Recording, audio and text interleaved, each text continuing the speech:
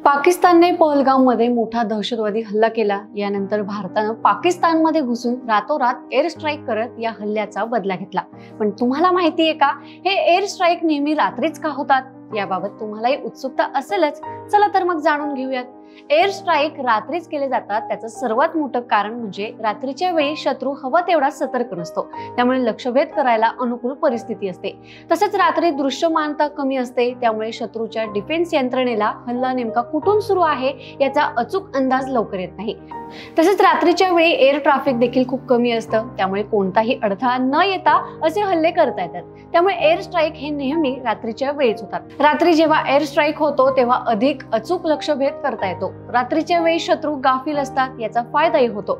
ही गोष्ट तुम्हाला माहिती होती का? आम्हाला कमेंट करून नक्की सांगा आणि बखर लाईव्हला सबस्क्राईब नक्की करा।